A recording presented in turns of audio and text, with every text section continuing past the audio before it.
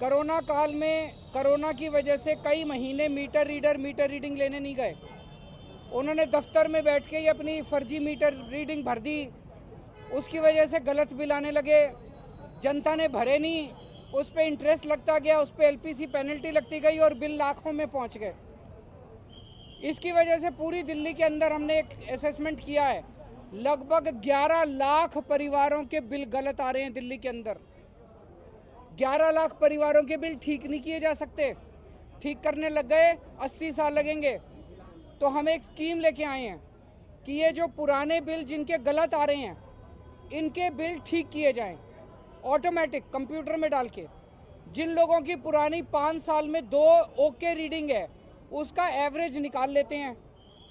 जो ओके है, जो कस्टमर ने कहा हाँ ओके है, हमने भी कहा ओके है, उसकी ओके रीडिंग की एवरेज निकाल लेते हैं और सारे महीनों की उसके हिसाब से कैलकुलेट कर लेंगे। हमारा अपना, और जिसकी 20,000 से कम आएगी उसके जीरो कर देंगे।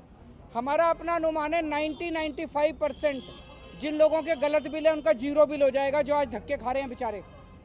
आज लोग जल बोर्ड के चक्कर काट रहे हैं, जल बोर्ड में रिश्वत दे दो तो बिल ठीक हो जाता है, नहीं दो तो नहीं होता। तो मेरा सबसे एक तो ये निवेदन है कि आपको जिन जिन लोगों को लगता है बिल गलत आ रहे हैं, बिल भरने की जरूरत नहीं है, फाड़ के फेंक दो, मैं हूँ, मैं ठीक करा दूंगा। दूसरी चीज़, हम एक स्कीम लाए हैं, उस स्कीम के तहत ये जैसे मैंने बताया ओके रीडिंग वालों का के हिसाब से निकालेंगे तो 95% दिल्ली के जीरो हो जाएंगे बिल। लेकिन बीजेपी वालों ने, एलजी बीजेपी के हैं, बीजेपी वालों ने एलजी को कह के ये स्कीम रुकवा दी दिल्ली के अंदर, अफसरों से कह के ये स्कीम रुकवा दी। ये बहुत गलत बात है। जनता के हित की स्कीम है, जनता पब्लिक वेलफेयर की स्कीम है।